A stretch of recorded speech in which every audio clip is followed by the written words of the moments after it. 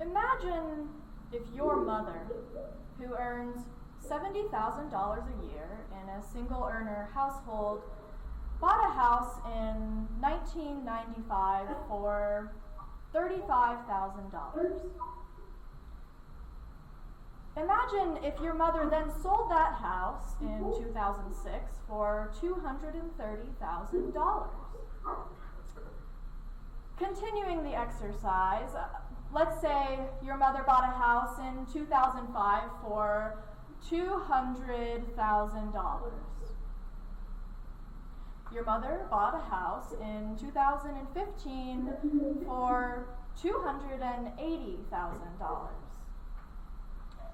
Now, imagine if your mother, afraid that the real estate market would crash immediately after the 2016 election, sold that house in 2017 for $485,000. But that this is what happened instead. Asheville's real estate boom is actually just beginning. Boom markets are identified by calculating how much the current average home price is above the local income price. When that gap exceeds 15%, a boom is possible. Asheville's gap is at 16%. For most people that are making just that living wage, home ownership is out of reach, says Executive Director Vicki Meath. One of the reasons that just economics is in existence is the disproportionately high cost of living, particularly housing and low wages. People will call me all the time and be like, I want a house on the side of the mountain with a view and an acre and 2,500 square feet for $300,000, says Hadley Kropp of the Asheville Realty Group. I'm like, that's a unicorn. It doesn't exist. For many buyers, part of the problem is the disparity between local incomes and home prices. 36.5% of Buncombe County residents are considered low income. The living wage for the county is $13 an hour, while minimum wage remains at $7.25. Because of extenuating circumstances, pre-existing debts, 4 family members in college, the list goes on, your mother could no longer afford to buy a home in the neighborhood she had sold out of just months beforehand. And so this lands her in a special region of the buying market. Foreclosures. A hillside of them on the south end of town. A beautiful old bungalow. The city sanitation department was coming in 2 weeks to take everything away. The house had been owned by the same woman for her entire adult life. When she got sick and old, she agreed to a special kind of retirement fund for people who have no retirement fund. The government bought back her house month by month in the form of Social Security checks. When she died, if her descendants wanted the house, they had to buy back whatever had already been sold. They tried, and they failed. The strange and sad thing was they just left everything behind. Even the food in the refrigerator, blackened by months of rot, which covered every surface, upstairs and downstairs, in a dusting of sweet-smelling mold. There were 2 layers of belongings. The lifetime of the matriarch, beginning with 1920s leather chest filled with family wedding portraits, embroidered hankies, a yearbook from 1974 full of disco portraits, a gilded Episcopal gospel book with a cover of a black Jesus surrounded by civil rights figureheads, a large fur coat, a camel hair newsboy cap, and baby blue work uniform shirt hanging on the coat rack in the hallway like he'd just come home, and ending in the 2010s with blood-stained hospice sheets, bedpans, a sealed plastic tub of enveloped mail advertisements, a jar of beans sealed up and rolled under the last wooden stair to the basement. The second layer was the cursory left-behinds of the foreclosed-on descendants, scattered over the legacy layer as though someone had run through the house discarding themselves in a flurry. Athletic shorts, elementary school worksheets, a Rough Riders CD, cereal boxes. They weren't coming back. Everything was going to the landfill. And so, you loot. Wooden furniture, mid-century uranium glass, candelabras, a set of 2 carved crystal punch bowls with matching drinking glasses, hidden with the rest of her wedding memorabilia under a pile of hospice sheets and medical supplies. Your mother decides not to buy the house. 1 year later, a few streets away in the yard of the house you live in now, a ponderosa pine falls over, separating the new homes from the old. The power goes out in your bedroom. Your flashlight rolls under her crystal bowl, projecting its carvings all over the walls. You climb over the tree to return the bowl to an Episcopal church across the street. A public service truck stalls with its headlights on. It is parked in front of the tree for several hours. This year's first full moon lingers overhead. You wait for New York to call.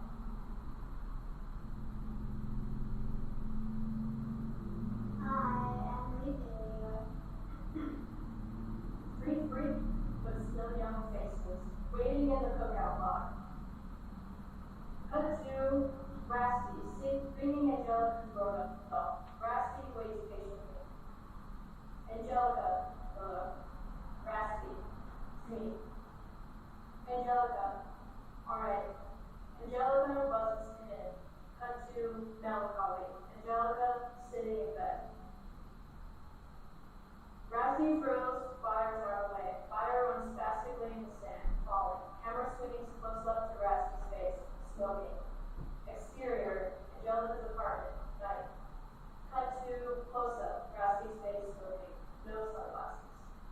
2 years and 4 months earlier, August 3rd, 2017, driving back to North Carolina. By the airport. By highway. Cut to empty highway.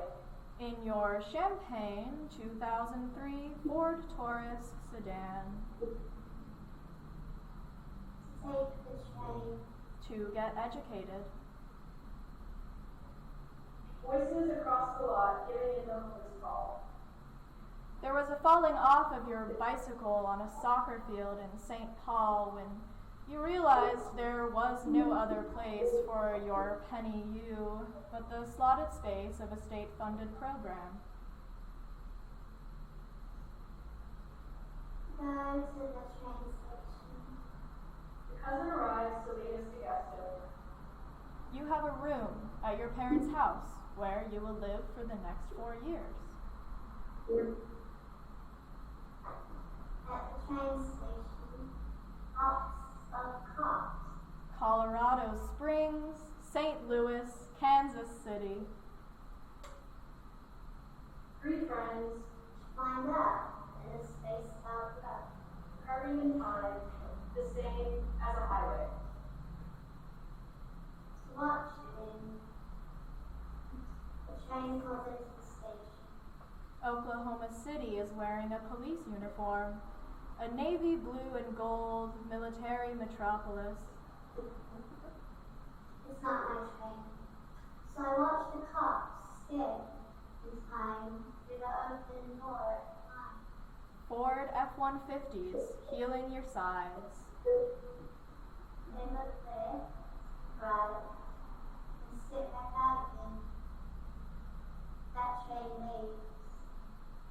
His SUV sweeps the earth. They repeat. They repeat. They repeat. I'm waiting. Still. Somebody comes up to me. You go back. They're barefoot and tie a thin baby blue cardigan around their wrists. Sleeves meet in a ball in the middle of a chase. I've seen them here before. Kudzu, entwined for acres over every embankment. Hedges of rhododendron with dinosaur leaves.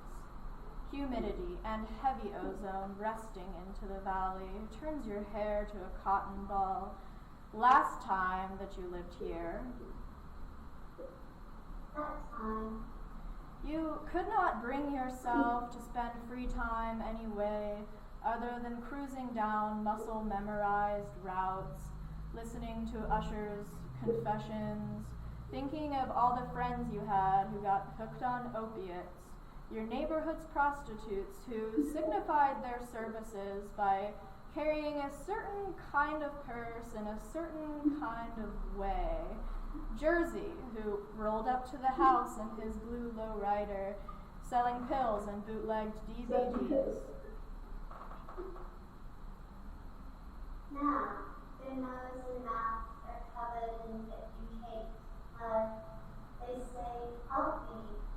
They say, I'm sorry, I cannot help you. The man in a wheelchair who rolled onto our patios, "Give me a cigarette!"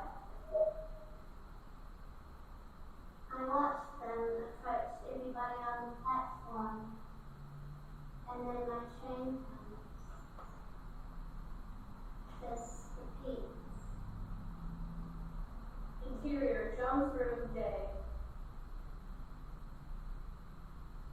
I get off of that train and walk up onto the street, walk to transfer to another. Over here, I see somebody lying on the sidewalk. People are walking by them, and I know that I too will have to walk by. Rocco is standing over Jones, reading a poem he wrote. It is a horrible poem. Rocco, my soul is smoldering. In the light of my last flight, beneath me, the world, as my wings. I am looking at the person who claims the police force is standing over them. The cop is on the horse, guiding them, I guess, and so it feels like the situation has moved from new to pending. The figure of a large, muscular man appears on the lawn of one of the abandoned properties. He is wearing a cat machinery camo hat, denim cargo pants, thick combat boots, and has a pistol in a halter. As soon as he sees you, his face turns red and he shakes with anger. And look at the large, muscular legs of the horse, which are chiseled and withered like bronze parts. You are so afraid that he is going to pull his gun on you for trespassing. As I walk by, I injure myself against the pine, which seems to rise so high above and you are both only 5 feet 4 inches, huddling together on the side of the highway, looking up at him on the hill of his yard. I look up at the top, but they are looking away from the forest and the person and the street and up at the buildings. I look at the person and see that something has dribbled out from under them, which might be blood, but is probably urine. The person isn't breathing for life into them, and the cop is stoic, and the horse also is completely stuck. He tells you he owns this entire strip of highway. You are trespassing on his land. You have no right to be parked at the trailer park, and you'd better get the fuck out of here. He asks if you are with the people who stole from him a couple of weeks ago. He says they stole some stuff and money from him, and you get the feeling he is talking about drugs.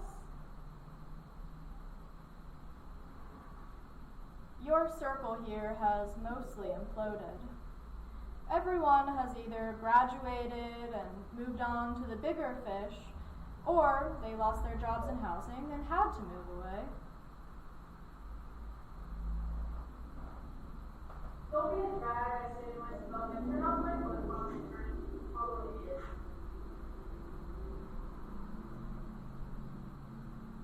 The split label train to the airport is packed with bikes. Before I board, I asked the employee if this train stops at the airport. They tell me it's 2 stops away. I walk through 3 upland cars and surprise myself. I see an empty window seat beside somebody seated in mine. Oh, but your friend A is still here, a master of percussion holding down the scene. Following the cousin of the guy we're about to go see. I squeeze past and walk down Nicholas's mind naked. So you think maybe there is still something to do. You spend your first 2 weeks before school begins refamiliarizing yourself with the cycle of weekend musical gatherings and smoke sessions after work at friends' houses. We go into the small house and are warmly welcomed by John. He has been out of the company since the 10 draft years that he didn't fly. I take a seat on an old wood chair and start to mess with the splintering wood on the farms. I don't look directly at the coffee table for a few moments, waiting for it to be brought up first. There's some coke dust and a handful of little baggies with varied contents of coke and pills. Instead, I watch the video game being played, genuinely interested in the scene. Okay, so y'all want to smoke? I takes out his plastic bag of weed from under the coffee table and starts dropping buds on the scale. He wants us to pay before we smoke, so we do. We all match on a one. The table of pills slowly starts to take over my mind. Maybe if my mom was a drug addict, it would look bad about it. On this train, the tickets are being placed in a small slit on the top of each seat. You think it is about the same, but we are all a bit healthier and responsible now. My neighbor has placed his ticket in a slit on the seat in front of him. Your friend M is sitting on her floor in spandex shorts, screwing rusty bolts she found in an old house into a painting. Soon, 2 flustered tourists bring huge pen backpacks and speaking lyrically European accent of English bustled by our road. You start to realize that you live in a town of yet to be looted goods, and decide you'll become a treasure hunter. They each heave in a giant boat.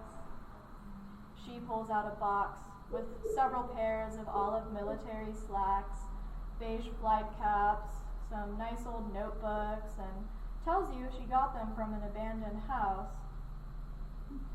Y'all watch a video of police entering a home where a group of Satanists had lived. Cut to Angelica's apartment, messy and trashed. And pasted cutouts of the Daily Enquirer all over the walls. Cut to Grassy, picking up trash. And let their dogs shit all over the floor. Cut to Angelica sitting. There are traces of blood on the wall. Angelica, stop. Grassy, alright. Grassy sits on the bed.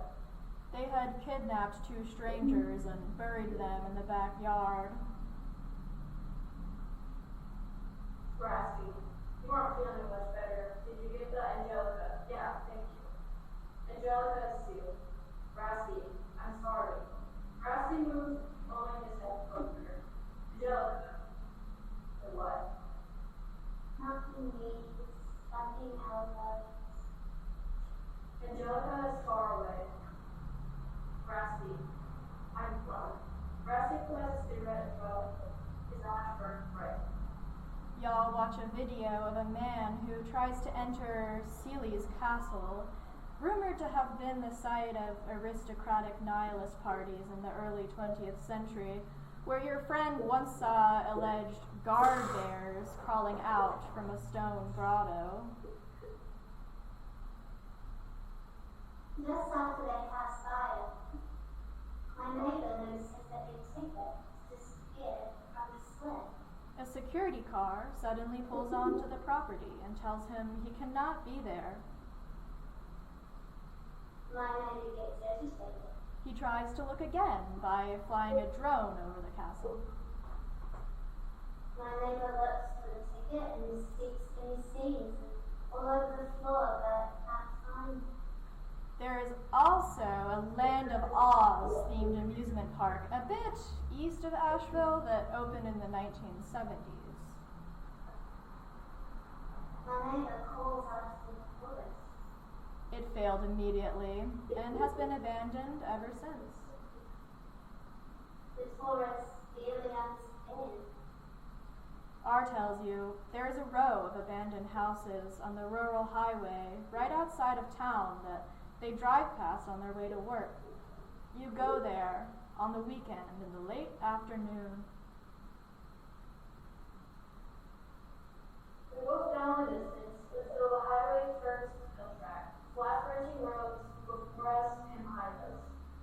There is a white SUV or sedan parked at every trailer.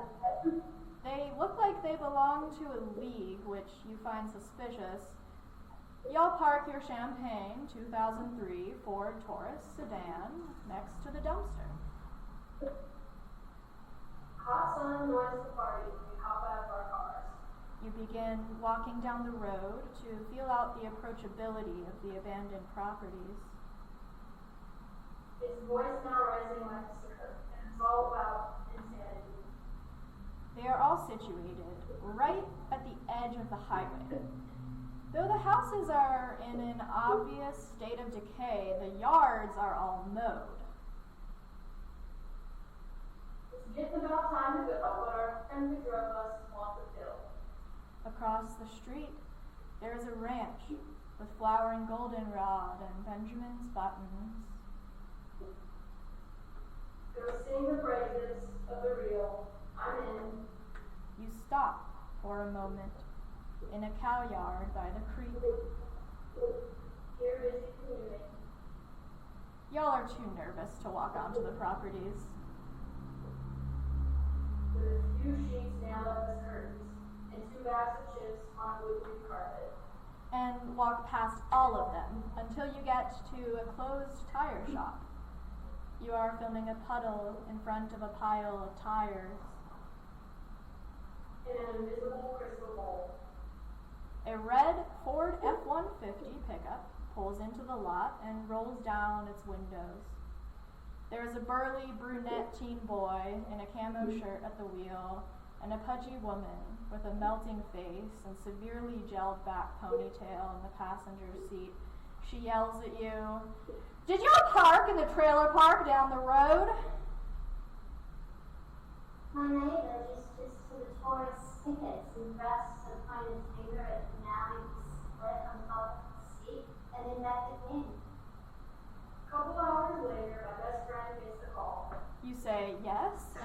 says, It's Johanna, she can't believe we aren't home yet. you need to get the fuck out of here. You need to get your car off that property. My husband saw that you are parked there. He's down the road. You can't trespass on my husband's property. You better get the fuck out of here. Her son is also yelling at you about how you're fucking trespassers. And then my neighbors are chased and somehow horses and forests look missing to get to. They roll up their windows and drive slowly in front of you as you begin to walk back to the car. Their giant rolling traveling bags purple up, sticking out. We know we're supposed to come back with some stuff for dinner. People are backing up. We're only supposed to be gone for an hour. Sorry. We're sorry. We're sorry. One of us will have to get us home. An onlooker points out the tickets seem to be stuck to one of the tourists when he tries to put. The tourist peels it off with their arm and hands it back to my neighbor, who coughs it down, who travels off, and or the Starbucks or me at these little slick pickpockets of my life fabrics. R tells you will tell them you are biology students doing research on the plants growing along the highway, that it is a cover they have used before and it works pretty well.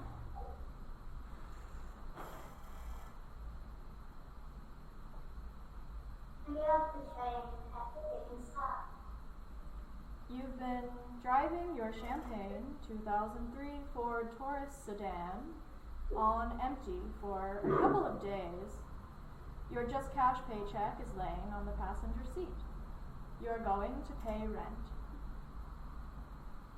My old neighbor is safe travels. You finally pull into the gas station. As soon as I get off the train, I know that this is from state, but You're high on marijuana. I'm completely transfixed by inaction. You take a photo of a truck with silver crosses carved into the rims.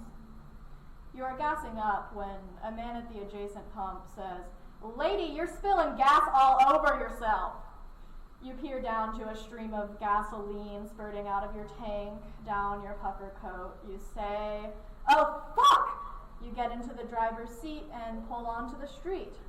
Your Champagne 2003 Ford Taurus sedan dies in the middle of the road. Rocco snaps at the phone entertainer. Wheel, roll, spin, rolling, spinning, skidding, tire bolt, the nut, tread, squirting, turning, moving, silver metal tire. A car is stopped behind you with a bumper sticker that says, "We are here to awaken from the illusion of our separateness." You call AAA. The tow truck comes. Joe, what? No. You stand on the sidewalk and watch the tow man pull your car into the station. Rocco, it could be cool. Then he pulls it onto the tow truck. Joe, okay, keep going. You ride with him to Shooks, your family mechanic of 12 years. He asks if you are from around here. Joe, roll over on the bed. You say, for 12 years, you say, things have changed. Rocco is standing and serious. He says, "No kidding, did you hear about the county commissioner?"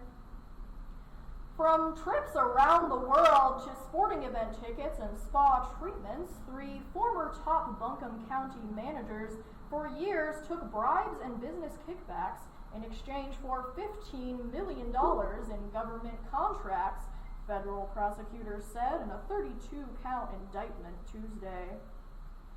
He explains that the job of the commissioner is to approve large-scale construction and real estate development projects for the county. Our commissioner had been bribed. Now, suddenly the boom, the hotels, the multi-million-dollar equestrian center are no longer such a mystery. Cut to Allegra takes a photo of the derelict home. Cut to Joe sitting up for Rocco. You say, "That's so wrong!" Your dead sedan is lowered into the parking lot of Schutz. Joe, that's my speed racer. You remember what you were doing in the first place and go to retrieve the money from the passenger seat. You're suddenly missing $100 from the cash in the bank envelope, which you'd counted right before gassing up. There's nothing that could have happened within the time frame other than the tow truck driver having taken it while moving the sedan. Rocco moves Joe. You realize you had been stolen from. Rocco, I just feel like I could. Or maybe you are just paranoid. Maybe you can't even keep track of what's yours anymore. Scattered over the legacy layer, as though you had run through the town, discarding yourself in a flurry. I turned back to the train to see the doors closed, the cab and such rumbled bed. I walk into the glass hallway and I'm asking an elevator if this is the stop here. They say I got off 123C. The next train is in 40 minutes, and now I sit and wait. Silly. The other person comes by and asks the elderly person for money. The elder suddenly gets really angry. They start screaming, "Dude!" They yell, "Get away from me! Leave me alone! It's my pay!" When I was speaking to them, it didn't seem like they were listening. A day absorbing my mistake is when answered. The youth says something back and starts to walk off. That elder screams, "I was just giving money out to you. When you were, you would have given it to me." The elder says back, Two teens are sitting across from us in the basement hall. One of the teens approaches the elder and asks, "Hey, do you think I can get $2?" The elder screams, "No, what the hell, no, why are you asking me for money?" Because I don't have any, the teen says. The other teen starts laughing. The elder screams, "Why do you think this is funny? Isn't it funny?" The teen walks off to continue laughing with the king. The elder turns to me and asks contemplationally, "What the hell is going on?" Interior Russo's lair, halftime silence. Russo and Rasty are together in silence. Rasty stands against the wall. Russo sits in a chair. Rasty puts a cigarette in his mouth and goes to light it. Russo interrupts. Rasty ignores the lighter. Russo, have you seen Angelica lately? Rasty, yeah, seems better. Russo, she never wants to see me. Rasty, she probably thinks it's fun. For herself or anyway. Russo, then why is she fine with seeing you? We moved way together. You catch me out of trouble. Can you say the same thing? What are you talking about? Rasty drops the cigarette out of his mouth. How did she get this way? What did you say? She agreed? No, fuck off. She didn't do your stupid tire girl. Rasty comes towards Russo. She disappeared and came back fucking traumatized. Is that what you think? I'd like to hear it. Can you talk to her for me? Rasty stares at a stacked book. No. I don't mean any harm. I just want help. Rasty counts. She's not a fucking lab rat. What are you going to do? Hook her up a little fucking machine and fuck her up even more? You're a joke. You had one experiment go right. You're fucking made for life. Do the psychology shit him alone. Don't be so excited. Grassy is cool. You're a psychopath. Grassy grabs a package of liquor. Grassy picks up his clear mouth. Cut to Crusoe's face. Thor slams. That's probably it, but so is this. Struggle prevents growth, removing time, only occasionally, punctuated by some brief and enchanting moment where we make the right turn. At the airport, I sit at a store next to me. I order $15 vodka soda. The dog's television makes me weep. Life and peace of diabolic drowning in during tide trip. Samba and tequila, and poised and white threads dripping great asks. Did you drown him? Your fiancé? Daylight midnight. A tree falls in ash grove. An empty highway, leaves, and he leaves. Yeah. You'd better get the fuck out of here. He asks if you are with the people who stole from him a couple of weeks ago. He says they stole some stuff and money from him, and you get the feeling he is talking about drugs. What the fuck are you doing on this maniac road? This is a road for idiots. Go ahead and tell the cops how much I cuss. I'll eat breakfast with them. This is a lunatic highway. By walking on it, you are putting your life right into your own hands.